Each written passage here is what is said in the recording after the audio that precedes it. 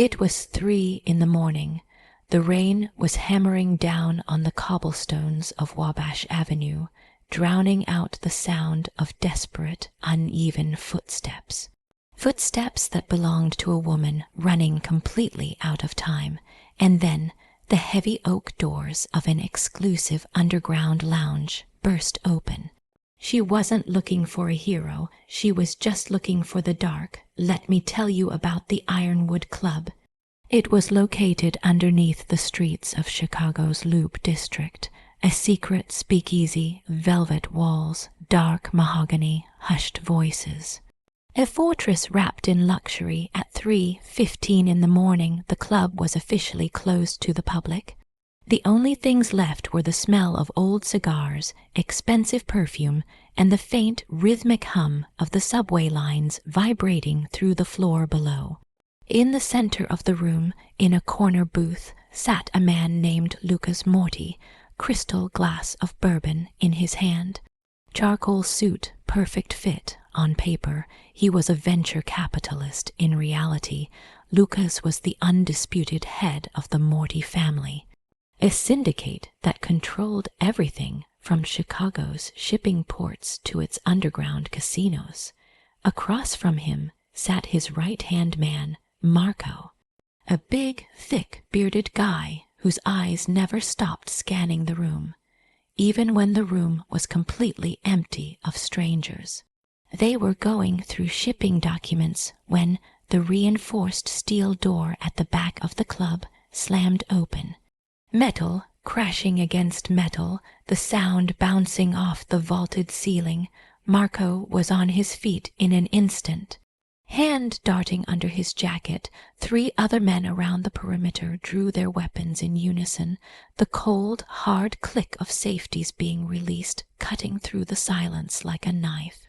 Lucas didn't flinch. He just set his glass down, raised one finger, hold. Through the doorway stumbled a woman, completely soaked, her coat plastered to her skin, dark hair tangled and stuck against her face. But it wasn't how she looked that grabbed Lucas's attention right away. It was how she moved. She wasn't just stumbling. She was dragging herself forward, one agonizing inch at a time. One hand clamped hard against her lower abdomen, between her fingers, a dark stain rapidly spreading across the beige fabric of her coat. She collapsed to her knees, breath coming in ragged, wet gasps. "Hold your fire," Lucas said softly. He stood up and walked toward her, slow, deliberate, his polished dress shoes clicking against the hardwood. As he stepped into the amber light, the woman forced her head up. Her face was completely pale, but her eyes were a piercing, defiant hazel. She didn't look at the guns pointed at her head. She looked straight at Lucas. She knew exactly who was running this room. "You're Morty," she choked out. Her voice was trembling but surprisingly clear. "You're bleeding on my floor," Lucas replied flatly. "No empathy, no panic, and you just bypassed a keypad lock that is supposedly unpickable. Who are you and who is hunting you?" She swallowed hard, a fresh wave of pain moving across her face. Her free hand, trembling badly, reached into her coat pocket. Marco aimed his gun straight at her chest. "Easy," she whispered. She pulled out a small, metallic, encrypted flash drive. Held it up like it was everything. "My name is Kylie Sanders. I'm a forensic auditor, and I have the offshore account numbers for Alderman Richard Hayes and his entire network. The people chasing me, they're not random thugs. They're CPD." Lucas's eyes narrowed. Alderman Hayes, a corrupt politician backed by the Volkov-Bratva, Lucas's most bitter rival. If Hayes went down, the Volkovs would lose their entire political shield in Chicago. "Why bring this to me?" Lucas asked, stepping closer, towering over her. "You should have gone to the feds." "The feds are on his payroll," Kylie gasped, her arms starting to drop as her strength ran out. "You're the only one with the guns and the grudge to stand in his way." She looked up at him. Vision clearly starting to fade. If I die, the encryption locks permanently. A dead man's switch. Save me, and I give you Chicago. Her eyes rolled back. She collapsed completely. Her cheek hit the floorboards with a soft thud. The flash drive clattered across the wood and stopped perfectly at the tip of Lucas's shoe. The room was completely silent except for the ticking of a grandfather clock in the corner. "Boss," Marco warned, his voice low. "If dirty cops are hunting her, they're sweeping the grid. They'll ping her phone, check the cameras. Keeping her here is an act of war." Lucas stared down at the unconscious woman. She was a civilian, a corporate suit who had dug too deep. By every rule of the life he lived, he should toss her back into the alley and let the predators finish what they started. But the drive at his feet was the holy grail, the key to gutting his enemies. He bent down, picked it up with 2 fingers, slipped it into his pocket. "Call Dr. Harrison," Lucas ordered, his voice carrying absolute finality. "Tell him to get to the penthouse immediately. Bring his surgical kit. And Marco, lock down the building. No one gets in or out without my explicit say so. If the police come knocking, you tell them the ironwood is closed." Kylie woke up to the sharp smell of rubbing alcohol and the distant, rhythmic beeping of a heart monitor. For one terrifying second, she thought she was in a hospital, which meant she was basically dead. Hayes had men in every major hospital in the city. She shot up with a gasp, and a searing, agonizing fire tore through her right side, slamming her violently back down against the pillows. "I wouldn't do that if I were you, Miss Sanders. The stitches are fresh." The voice was calm. Deep it came from the shadows to her left. Kylie blinked rapidly, her vision swimming into focus. She was not in a hospital. She was in a massive, sprawling bedroom, walls lined with dark oak bookshelves, the bed beneath her vast, covered in silk sheets. Floor, ceiling windows showing a dizzying view of the Chicago skyline. The morning sun just starting to break over Lake Michigan. Lucas Morty sat in a leather wingback chair near the foot of the bed. He had ditched his suit jacket. Crisp white dress shirt, top buttons open, sleeves rolled up to reveal thick, corded forearms, a vintage watch on his wrist. Beside him, a gray-haired doctor in a blood-stained apron was packing away surgical instruments. Dr. Harrison managed to extract the bullet. Lucas continued, casually. "A 9mm hollow point, standard issue for Chicago's finest tactical units. You lost a lot of blood, but no major organs were hit. You are, quite frankly, incredibly lucky." Kylie touched her side, felt the thick, tight bandaging wrapped around her torso. Memories from the night came crashing back. The late night audit at her apartment on Lakeshore Drive. The sudden realization that the numbers didn't just point to embezzlement, but to a massive human trafficking and weapons smuggling ring.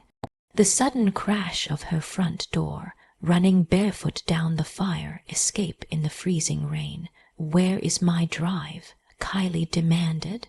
Lucas raised an eyebrow, clearly amused. A woman who had nearly bled to death on his floor was now making demands. He reached into his pocket, producing the little metallic rectangle, held it up between 2 fingers. "Safe," Lucas said, "though useless to me without the encryption key you mentioned. A dead man's switch, you called it." Kylie swallowed, trying to project a confidence she absolutely did not feel. "It's tied to an algorithm," she said. "If I don't input a specific string of code into a remote server every 24 hours, the files corrupt themselves permanently. You can't hack it. It's quantum resistant." Lucas leaned forward, elbows on his knees, dark eyes locking onto hers. the amusement gone, replaced by the cold, calculating stare of a man assessing his options. You audited the wrong accounts, Kylie. You traced Alderman Hayes's dark money all the way to the Volkov syndicate. When you realized what you had, you panicked. You didn't run to the police. Because you saw Hayes having dinner with the police commissioner. Am I close? Kylie's breath caught. He knew, of course he knew. He was a kingpin in this city. They sent an assassin, she said quietly. He was wearing a CPD badge. I barely got out the window, and you chose my club to crash into. Lucas said, almost amused, because you knew I hate the Volkovs. You knew I'm the only one with the resources to protect you. Are you going to? She asked, her knuckles turning white as she gripped the silk sheets. Before Lucas could answer, a heavy knock echoed through the penthouse doors. Marco stepped in, expression grim. Boss, we have a problem downstairs. Lucas didn't break eye contact with Kylie. Report. 3 CPD cruisers are parked on Wabash. Detective Rollins is at the front door. He's got 6 tactical officers with him. He claims they have footage of a homicide suspect breaking into our alleyway entrance. He's waving a warrant signed by a judge we don't own. Kylie's heart slammed against her ribs. Rollins, that was the man who had kicked down her apartment door. He had tracked her blood trail. They'll kill me, Kylie whispered, her tough front finally cracking, real terror leaking into her voice. If they take me out of here, I'll be found hanging in a holding cell by morning. Lucas slowly stood up, adjusted his cuffs, face an unreadable stone mask. Doctor Harrison, stay with the patient, Lucas ordered. Marco, you're with me. He walked toward the bedroom door. Morty, Kylie called out desperately, what are you going to do? Lucas paused in the doorway, looked back over his shoulder, the early morning light catching the sharp, dangerous angles of his face. I am going to remind Detective Rollins whose city he is currently standing in. Lucas said quietly, you rest, Miss Sanders. No one touches what belongs to me. He shut the door, leaving Kylie alone with a terrifying new realization. She had just traded one monster for another. Downstairs in the main lobby of the Ironwood, the air was thick with tension. Detective Rollins, a big, red-faced man in a cheap trench coat, was pacing impatiently. Behind him stood 6 heavily armored tactical officers, hands resting uneasily on their rifles, blocking their path to the inner club. 10 of Lucas's men, impeccably dressed, radiating lethal intent.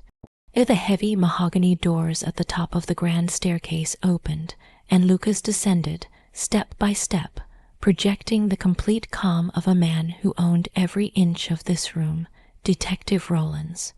Lucas greeted, his voice echoing through the space. To what do I owe the displeasure of an armed invasion at 4 in the morning? Cut the crap, Morty, Rollins spat, holding up a folded piece of paper. We tracked a fugitive to your back door. We have street cam footage. She's a suspect in a major homicide.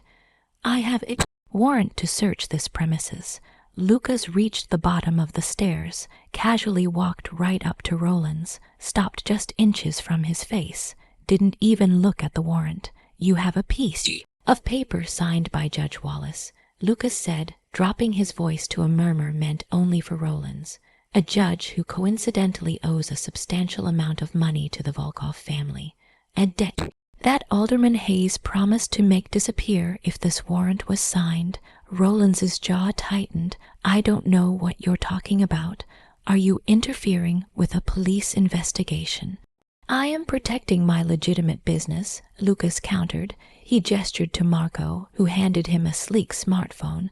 Lucas dialed a number, put it on speaker. It rang twice. Yes, mister. Morty, a crisp, authoritative voice filled the room. Arthur, Lucas said, looking dead into Rollins's eyes. I have Detective Rollins of the 12th Precinct here. He's attempting an unlawful search and seizure based on a fraudulent warrant. Could you please advise him?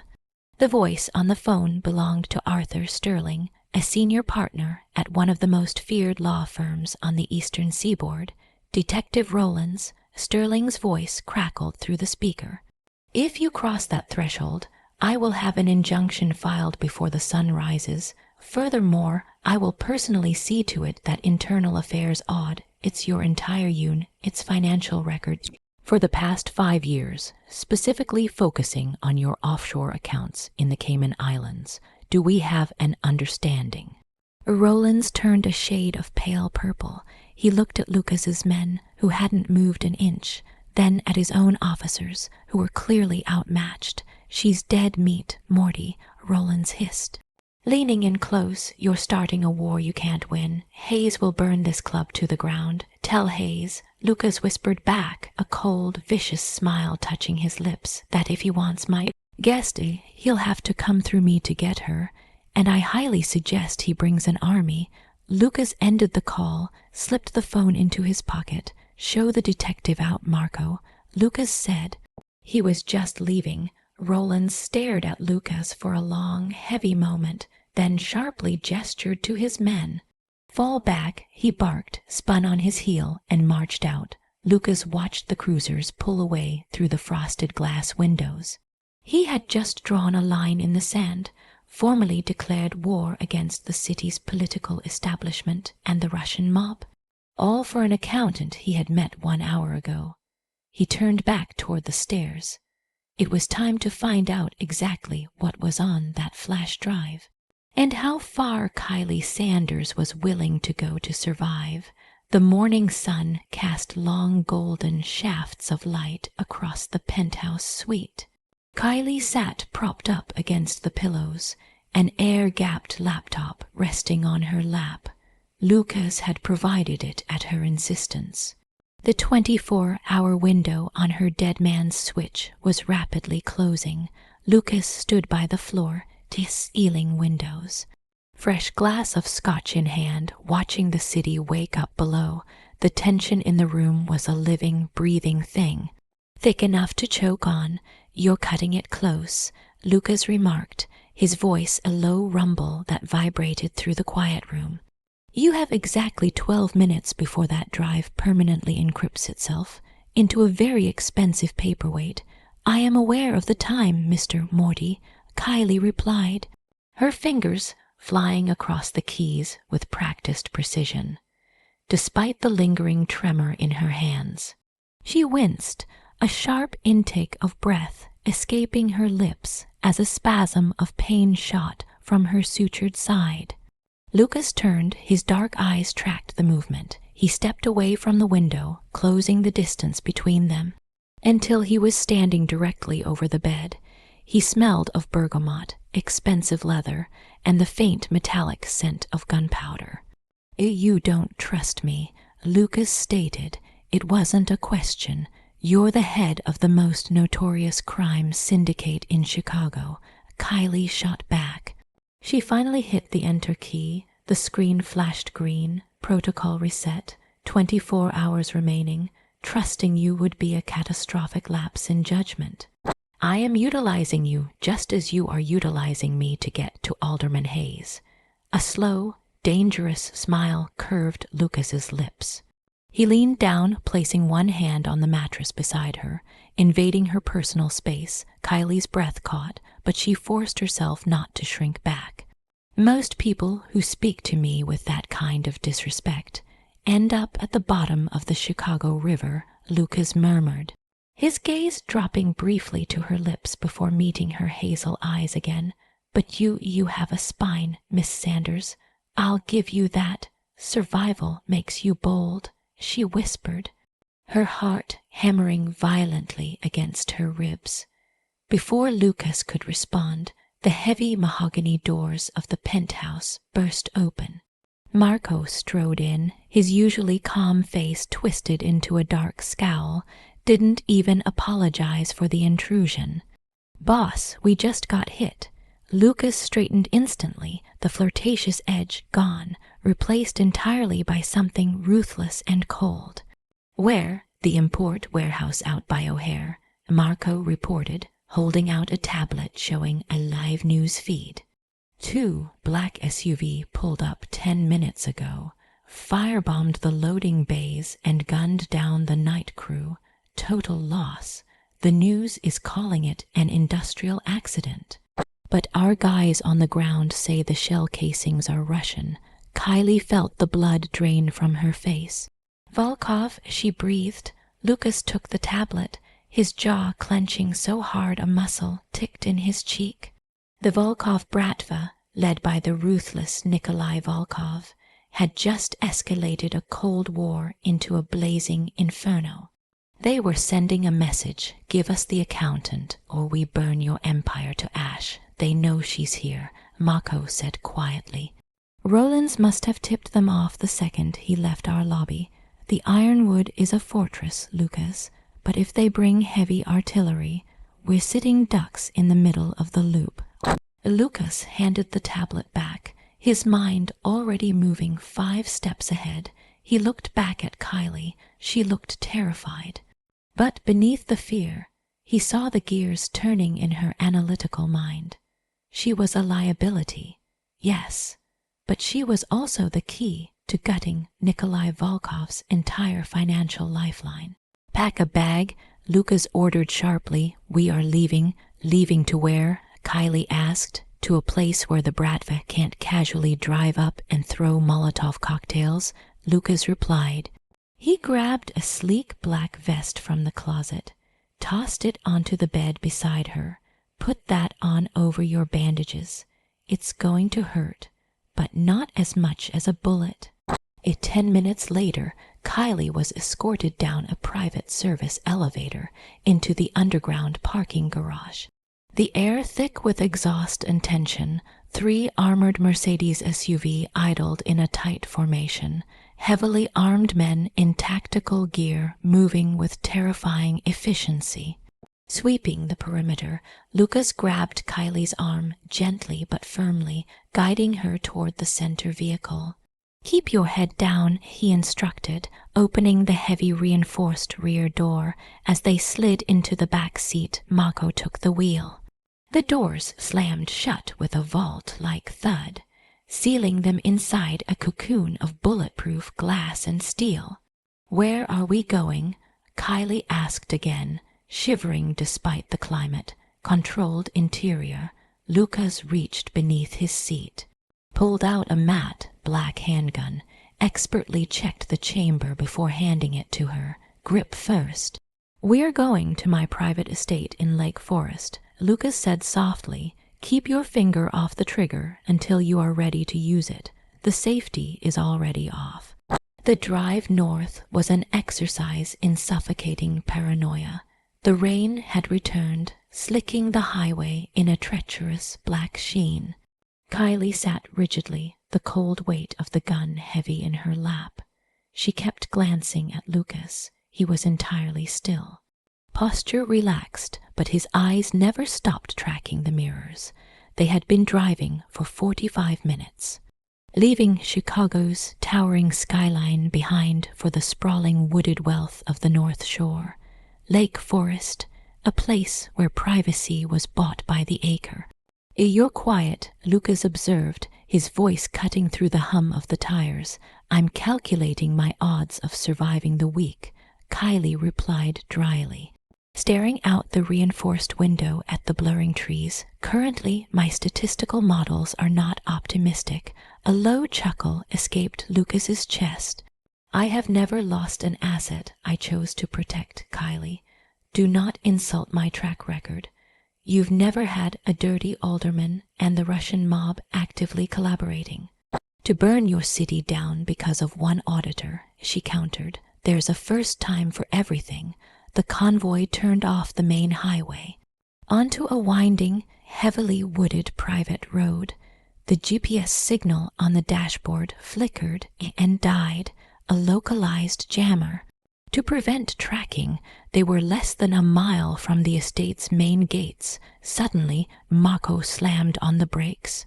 The heavy SUV skidded, anti-lock brakes grinding furiously, coming to a violent halt. Kylie pitched forward, crying out as the seatbelt dug into her wounded side. But Lucas's arm shot across her chest, bracing her impact. Ambush! Marco roared over the comm system. A massive felled oak tree lay directly across the road, blocking their path completely. Before Marco could throw it into reverse, the tree line erupted in blinding muzzle flashes. The deafening crack, crack, crack of automatic rifle fire hammered against the SUV. The bulletproof glass spiderwebbed instantly. White pockmarks blooming across the windows, high-caliber rounds testing the vehicle's armor. Down, Lucas shouted, shoving Kylie to the floorboards. He drew his own weapon, but didn't bother shooting through the armored glass. Impossible from the inside without compromising their own protection. Marco pushed through the tree line. Do not reverse, they'll box us in. His voice terrifyingly calm. Marco yanked the wheel hard to the right, floored the accelerator. The massive SUV roared, tearing through the muddy ditch. Snapping saplings violently jarring everyone inside. Gunfire continued to rain down on them, the metallic pinging sounding like deadly hail. Through the spider-webbed glass, Kylie saw a black tout Range Rover emerge from the woods, attempting to T-bone them. Marco clipped the front of the attacking vehicle with precision, sending it spinning into a ditch. They burst through the tree line, onto the manicured gravel driveway of the Morty estate. The massive iron gates were already swinging open. Operated by guards, returning fire from heavily fortified guardhouses, the SUV tore through the entrance, sliding to a halt in front of a sprawling stone-faced mansion. Out, move, move, Lucas yelled, throwing his door open. He grabbed Kylie, shielding her body with his own as they sprinted up the stone steps, the staccato pop of gunfire echoing from the gates. But the estate's defenses were holding the attackers back. They burst through the double oak doors into a grand foyer. Marble floors, antique armor lining the walls. Lucas slammed the doors shut. 3 deadbolts. He turned to Kylie. Chest heaving, eyes wild with a feral, protective energy. He ran his hands over her shoulders and arms. Checking for blood. Are you hit, Kylie? Look at me. Are you hit? No, she gasped. No, I'm okay. Just my stitches. Lucas exhaled a sharp breath, his eyes closing for just a fraction of a second. The relief that washed over his face was genuine. And it startled Kylie more than the gunfire. Marco burst through a side entrance, bleeding from a cut on his forehead. Gates are secured, he reported. We have 20 armed men on the perimeter. The Russians are falling back. They hit fast and ran. They knew the route, Lucas said, his voice dropping to a deadly glacial whisper. They knew exactly where we were going and exactly which road we were taking. Boss, that route was completely blacked out, Marco said. Only 3 people knew we were moving her here today. Me, you, and Vincent. Vincent, Lucas's most trusted captain. In charge of North Side operations, Kylie, still trembling, slowly stood up straight. The fear was draining away, replaced by the cold, familiar logic of numbers and patterns. You have a leak, she said softly. Lucas looked at her. Vincent has been with my family for 20 years. I need proof before I take a man's head. Do you have a secure terminal here? Something with high-speed access to global financial databases? Kylie asked, her professional demeanor snapping back into place like a suit of armor. 10 minutes later, Kylie was seated in Lucas's private study, fingers flying across a customized multi monitor trading terminal. Lucas and Marco stood behind her, watching the cascading lines of data reflect in her hazel eyes. If the Volkovs bought a captain, Kylie murmured, they didn't hand him a briefcase full of cash. Too risky. They would route it through a shell corporation. Nikolai Volkov favors a specific laundering technique through a bank in Cyprus. She cross-referenced the routing numbers she had memorized from Alderman Hayes's audit. with recent real estate and holding company transactions tied to Chicago's North Side. The tension in the room was absolute. "Got it," Kylie said, hitting a final keystroke. A complex web of transactions appeared on the main screen, highlighting a massive deposit made just 3 hours prior, $2 million. Kylie pointed to the screen.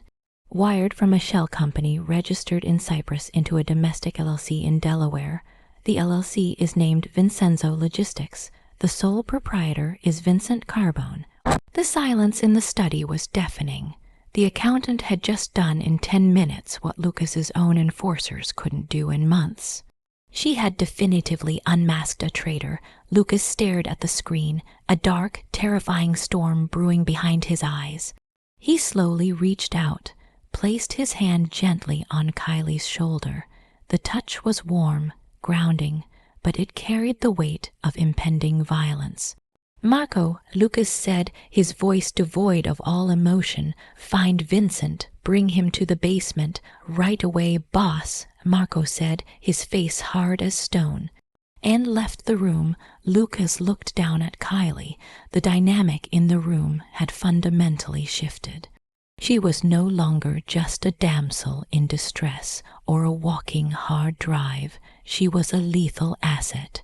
"You just saved my life, Kylie Sanders," Lucas murmured, his thumb lightly brushing the fabric of her shirt near her collarbone.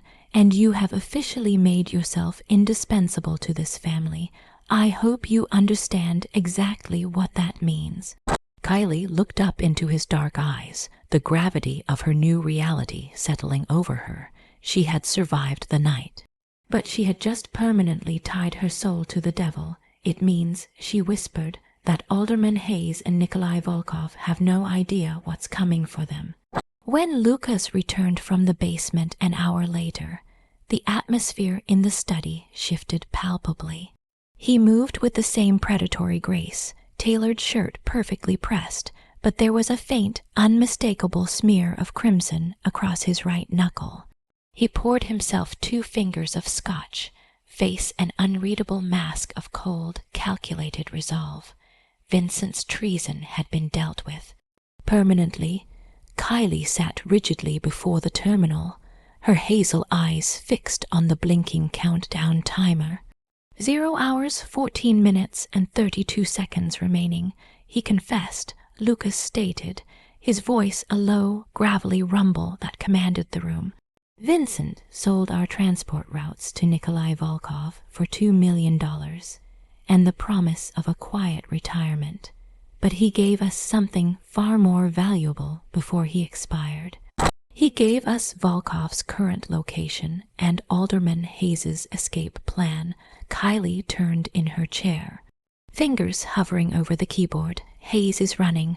Rollins informed him about your survival and the failure of the ambush," Lucas explained. "Hayes is currently packing his private jet at Midway International. He plans to flee to a non-extradition country before the sun fully rises. Volkov, however, is mobilizing his remaining enforcers. He intends to strike this estate with everything he has. In less than 30 minutes, he believes we are blind and bleeding." A heavy silence fell over the study. The endgame was here. The chessboard was set. No room left for pawns. "Only kings and queens. We have to strike first," Kylie said, the tremor in her voice completely gone, replaced by a razor-sharp clarity. She looked at the drive connected to the terminal. "If I unlock this now, I can't just hand it to local authorities. Hayes owns the CPD. If I send it to the local FBI field office, his moles will bury it. Then where do you send it, Miss Sanders?" Lucas asked, stepping closer until he was standing directly behind her chair, the heat radiating off him, a stark contrast to the icy digital war she was about to wage. "To the IRS Criminal Investigation Division in Washington, D.C., Kylie replied, her fingers beginning to fly across the keys. directly to the deputy director, and simultaneously to the editorial desks of every major national newspaper. Once the data is public and federal, Hayes's political shield evaporates instantly. He becomes a massive liability to everyone who ever took a dime from him. Lucas's lips curved into a dangerous, admiring smile. "Do it." Kylie took a deep breath. She typed in the complex quantum, resistant alphanumeric sequence she had memorized weeks ago. Access granted. Terabytes of damning evidence flooded the screen, ledgers documenting human trafficking rings. Offshore shell companies, weapons shipments, wire transfers, explicitly linking Alderman Richard Hayes and Nikolai Volkov. With 3 final, decisive keystrokes, Kylie executed a mass encrypted data dump. "It's done," she whispered, leaning back in her chair. "In 10 minutes, every major news outlet in the country will have the breaking story of the decade. Hayes is finished." "Excellent," Lucas murmured, his hand resting on the back of her chair. "Now it is my turn." He pulled out his phone, dialing Marco. "Marco, Volkov is coming to us, but he's expecting the defenses that Vincent mapped out. Shift the entire perimeter, funnel them into the southern courtyard, and send a specialized team to Midway International Hangar 4. Ground Alderman Hayes's jet permanently. The next 45 minutes were a masterclass in synchronized destruction. From the safety of the reinforced study, Kylie watched the security monitors as the Volkov Bratva descended upon the estate. But Lucas had turned the grounds into a lethal trap. When Nikolai Volkov's armored vehicles breached the southern gates, they were instantly boxed in by heavy tactical fire from elevated positions. Positions Lucas's men had secretly occupied. The firefight was deafening, a brutal symphony of automatic weapons and shattering glass. Echoing through the rainy night, Nikolai Volkov, realizing he had been completely outmaneuvered, attempted to flee on foot through the manicured gardens. Lucas didn't watch the monitors. He walked out into the storm himself. Through the surveillance feed, Kylie watched as Lucas moved through the dark with terrifying, silent efficiency. Flanking the Russian crime boss near the estate's grand fountain. No grand speech, no dramatic pause. Volkov raised his weapon, but Lucas was faster. 2 suppressed shots rang out through the rain, and the head of the Volkov syndicate collapsed onto the wet cobblestones. The war was over. Simultaneously, Kylie's phone buzzed with an alert. News networks were already interrupting their scheduled programming. The face of Alderman Richard Hayes flashing across every screen, accompanied by words like indictment, treason, and cartel ties. Marco's voice crackled over Lucas's radio. "Boss, Hangar 4 is secured." The alderman attempted to board his jet, but federal agents swarmed the tarmac before we even had to intervene. The news drop worked. The feds moved faster than we anticipated. When Lucas returned to the study, he was soaked from the rain. His suit clinging to his broad frame, he locked the heavy oak doors, walked over to Kylie, the adrenaline of the night finally beginning to ebb. Leaving behind a charged electric tension between them, she stood up slowly, clutching her wounded side. But she held her head high. She was no longer a civilian caught in the crossfire. She was the architect of a king's downfall. "You did exactly what you promised," Lucas said softly, closing the distance between them. He reached out, his thumb gently tracing the line of her jaw, his touch surprisingly tender for a man who had just orchestrated a massacre. "You gave me Chicago." Kylie didn't pull away. She looked up into the dark, fathomless depths of his eyes, realizing that the fear she had once felt for him had morphed into something entirely different. "Something intoxicating and profound, and you protected me," Kylie whispered, her breath hitching as he leaned in closer. What happens now, Lucas? Now, Lucas murmured, his lips brushing against hers, a promise of both danger and absolute devotion. We audit the rest of our enemies together. The heavy rain finally ceased over Chicago, washing away the ashes of a corrupt regime. Kylie Sanders, once a terrified corporate auditor, now stood beside Lucas Morty, not as a liability, but as a formidable equal. Together, they rebuilt his syndicate from the shadows, blending lethal street force with brilliant, untouchable financial strategy. She had stumbled into his world, bleeding, but she emerged as the undisputed queen of the underworld.